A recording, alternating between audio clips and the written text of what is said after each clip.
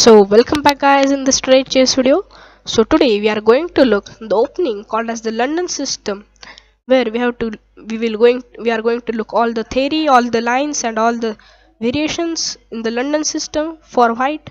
It will give as well as the advantage in the opening, middle game and end game. So yes, in this study, first we are starting off the game with d4, and after they reply with any move like knight f6 or the move d5, which are the solid openings, we are probably going to develop our bishop on f4. So and there after there we can play the e3 move. So before going to look this whole London and the theory in it, so first we will be starting with d4. It is not aggressive as e4, but yes, it is defensive as e4. It can be, but d4 is a good middle ground between aggressive and solid games.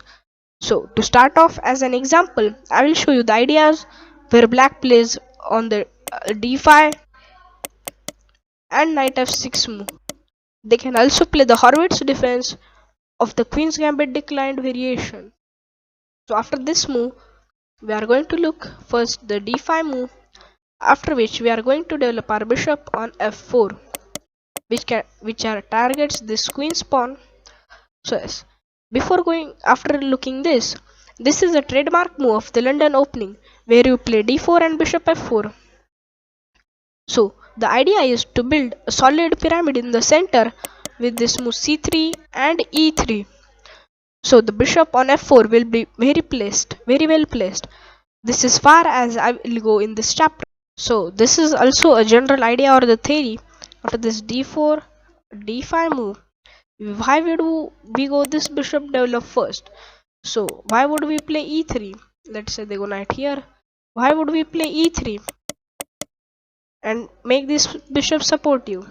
So yes, there is a theory that if you directly play this move, which would block this bishop inside, and this would give this bishop an open file. So we want that. After we go bishop f4 there, we can really go after this knight f6. We can really go e3 defending our bishop, and we have got an open file for our bishop to go on. So no one of our bishops are in the pyramids or in the phase of the opening phase or the pieces where they are staying. So this would give white an open file, this bishop an open file. This is the advantage of the London opening. So this I wanted to share. Also, this is a theory that why should you play this move and develop your this bishop. So stay tuned and watch this.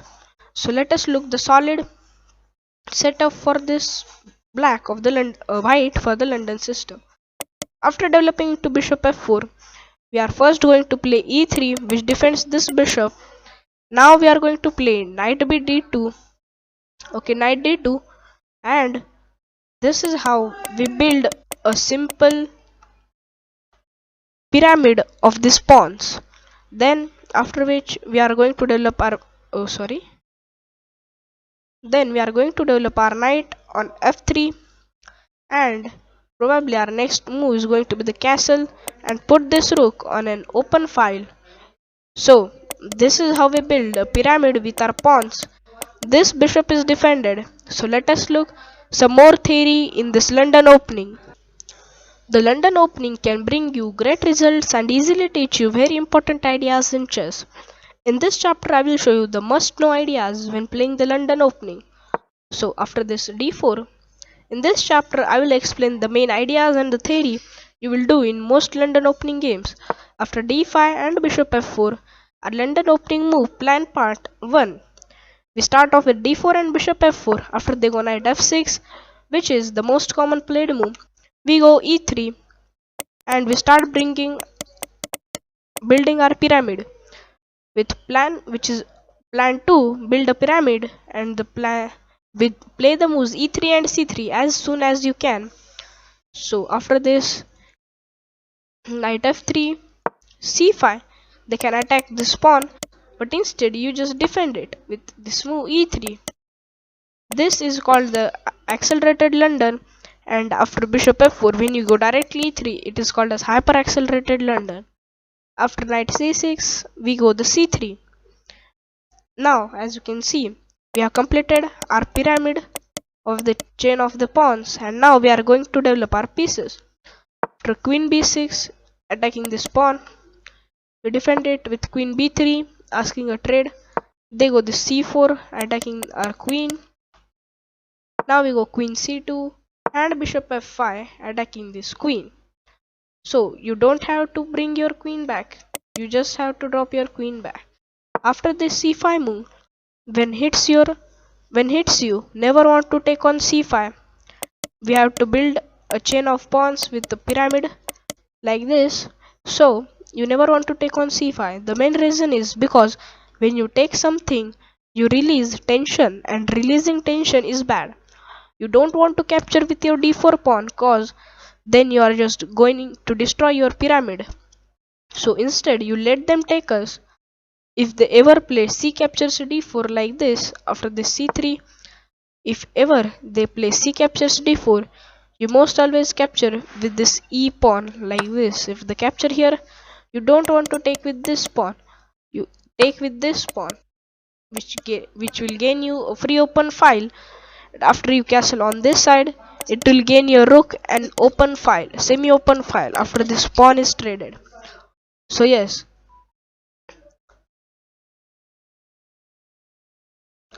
now after this e6 move,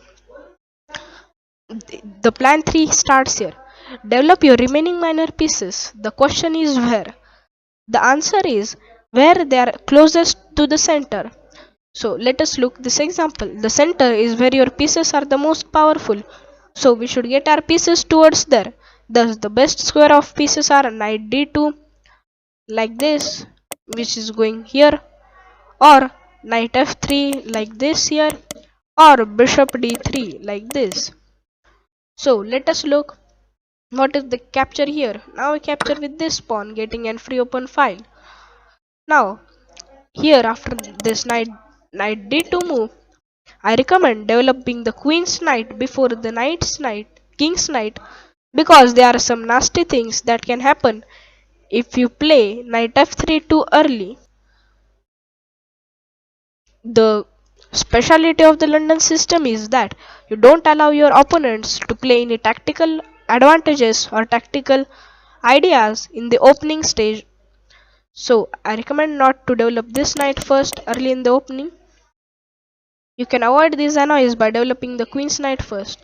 After this knight c6, we go knight g goes on f3. Both knights are out to their best squares. Here, black can play either bishop d6 or bishop e7 like this. Bishop d7 or bishop e7. So, but bishop e7 is more passive. I created a sideline so you can see my recommendation for what to do if they plan that. The main line runs after bishop d6. So after bishop d6, here comes the idea number 4. After this move, the standoff of Grandmaster Simon Williams likes to call it. There are two pistols aiming at each other. When black plays bishop d6 aiming at your bishop, you have got to remember not to take, because to take is a mistake. Not in this position to apply this, but yes, to drop back the bishop to g3 like this. If you drop this back, what it gives an advantage? It keeps this bishop on the board, taking this long diagonal, and if your opponent trades something like this, you won't take with this f3 pawn. You have to take with this h3 pawn, which would gain you and semi-open file for the rook, and you can probably remove your queen here and castle on the long side. And when the black will castle on this long side, you can launch some attacks with pushing your pawns forward, and your rook have a semi-open file. So this was some theory in there. If your bishop tries to trade, you just go back, and if you take this bishop, you help back to develop the queen, and they can play e5 next. That is unacceptable. So after bishop g3, generally bishop e7 is somewhat more passive, that they won't play that. So after this bishop d6, we drop our bishop back. Generally, when you are not given a choice whether to make an exchange or not, you should not do exchange, but keep the tension and let your opponent make the exchange. So if black takes the bishop on g3, which will weaker of plays often do, you get a free open file, the g-pawn battering rams. These are both excellent resources when you do your kingside attack. So after this castle, we have also a sideline of bishop captures g3, h captures g3, h6, and knight e5. It creates your knight to place on the center, and if we might to take it, we take with this pawn attacking this knight. This knight has to step back on a passive square, which would lose in a development. Super important move. The idea is to stop black playing e5, and we want to increase our control of this square playing f4. Queen d6, f4. Now we have upgraded our pyramid into a stone wall like this, as you can see. Starts from here and ends here. Now this is converted into a stone wall, and we can do a very good kingside attack like this. C captures d4, E captures d4 like this. So after bishop d3 going back here, we develop our bishop, and now we completed idea number 3, developing all our minor pieces. Rook e8. Okay, here is a special typical example where black is going to play e6 or e5. Okay, so here break up the center and free up his position and his light squared bishop. The golden rule of Lasker: you should never allow black to play e5. You have to block this square. Knight e5. Again the golden rule comes to the fifth golden rule. Play knight e5. You have to play this at some point in the London system in order to get into the middle game with the move knight e5. We are getting two advantages. First is preventing black from playing e5 like this, and super important, please take note of this, which is occupying the center. The very best thing you can do is the third thing, getting ready to play f4 and next a stone wall, and thereby setting a potential for a kingside attack like this. You can push your pawns, you can really sacrifice this bishop also. After this, clearing this, if something like after they, instead of going there, if they trade here like this, and now plays in something natural looking move like this, we can push this knight back like this, and now we can take this pawn. So these are some theory lines that we have looked on. So never allow black to play e5 only.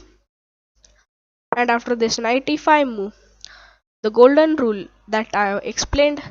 Now after you have successfully built your stone wall like this, after this f4 move, now opponent can play b6, taking up their stone wall.